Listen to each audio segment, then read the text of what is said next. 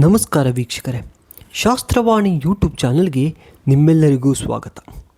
ಎಷ್ಟೇ ಶ್ರಮಪಟ್ಟು ದುಡಿದರೂ ಕೈಯಲ್ಲಿ ಹಣ ನಿಲ್ಲುತ್ತಿಲ್ಲವೇ? ಮನೆಯಲ್ಲಿ ನಿರಂತರವಾಗಿ ಹಣಕಾಸಿನ ಅಭಾವ, ಜಗಳ ಮತ್ತು ಅಶಾಂತಿ ಕಾಡುತ್ತಿದೆಯೇ? ಜ್ಯೋತಿಷ್ಯ ಹಾಗೂ ಶಾಸ್ತ್ರಗಳ ಪ್ರಕಾರ ನಿಮ್ಮ ದಿನನಿತ್ಯದ ಕೆಲವೊಂದು ತಪ್ಪು ಅಭ್ಯಾಸಗಳೇ ಮನೆಗೆ ದಾರಿದ್ರ್ಯ ಒಕ್ಕರಿಸಲು ಮುಖ್ಯ ಕಾರಣವಾಗುತ್ತವೆ. ದೇವಸ್ಥಾನದಲ್ಲಿ ದಾನ ಮಾಡದೆ ಊಟ ಮಾಡಿ ಬರುವುದು. ದೇವಸ್ಥಾನಕ್ಕೆ ಹೋದಾಗ ಕೇವಲ ಪ್ರಸಾದ ಅಥವಾ ಅನ್ನದಾನ ಸ್ವೀಕರಿಸುವುದಷ್ಟೇ ಅಲ್ಲ, ನಮ್ಮ ಕೈಲಾದಷ್ಟು ದಾನ, ಧರ್ಮ ಅಥವಾ ಕಾಣಿಕೆಯನ್ನು ಅರ್ಪಿಸಬೇಕು. ಅದು ಎಷ್ಟು ಚಿಕ್ಕ ಮೊತ್ತದ್ದಾದರೂ ಸರಿ. ದೇವಸ್ಥಾನದಲ್ಲಿ ಯಾವುದೇ ದಾನ ಮಾಡದೆ ಬರಿಗೈಯಲ್ಲಿ ಊಟ ಮಾಡಿ ಬರುವುದು ಶುಭಕರವಲ್ಲ. ಇದು ಮನೆಗೆ ದಾರಿದ್ರ್ಯವನ್ನು ತರಬಹುದು ಅಂತ ಶಾಸ್ತ್ರ ಹೇಳುತ್ತೆ. ದಿನನಿತ್ಯ ಸ್ನಾನ ಮಾಡದೆ ಹಾಗೆ ಇರುವುದು. ದೇಹ ಹಾಗೂ ಮನಸ್ಸಿನ ಶುಚಿತ್ವವೇ ದೈವಿಕ ಶಕ್ತಿಯ ಸಂಕೇತ. ಪ್ರತಿದಿನ ಬೆಳಿಗ್ಗೆ ಎದ್ದು ಸ್ನಾನ ಮಾಡದೆ ಆಲಸ್ಯದಿಂದ ಇರುವುದು ಮನೆಯಲ್ಲಿ ನಕಾರಾತ್ಮಕ ಶಕ್ತಿಯನ್ನು ಹೆಚ್ಚಿಸುತ್ತೆ. ಇದು ದಾರಿದ್ರ್ಯಕ್ಕೆ ನೇರ ಆಹ್ವಾನ ಕೊಡುತ್ತೆ. ಮನೆಯಲ್ಲಿ ಸದಾ ಸಣ್ಣ ಪುಟ್ಟ ವಿಷಯಗಳಿಗೆ ಜಗಳವಾಡುವುದು.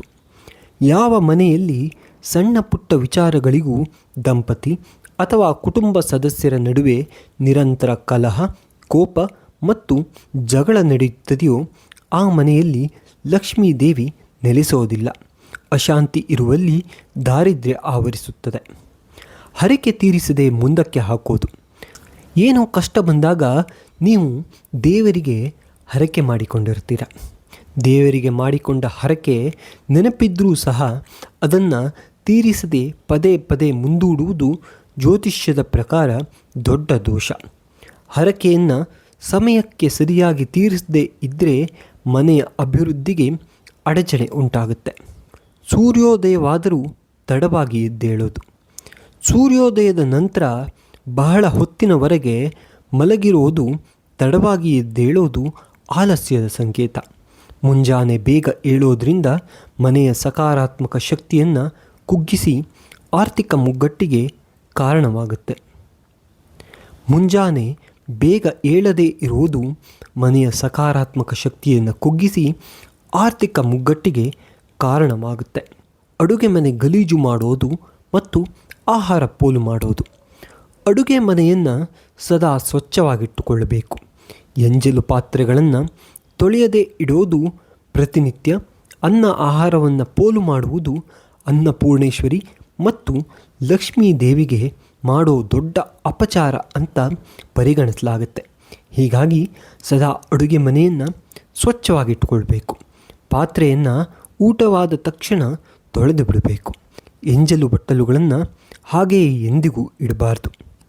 ಹಾಲು ಮತ್ತು ನೀರನ್ನು ಒಟ್ಟಿಗೆ ತರೋದು. ಶಾಸ್ತ್ರದ ಪ್ರಕಾರ ಹಾಲು ಮತ್ತು ನೀರನ್ನು ಒಟ್ಟಿಗೆ ತರೋದು ಶುಭಕರವಲ್ಲ.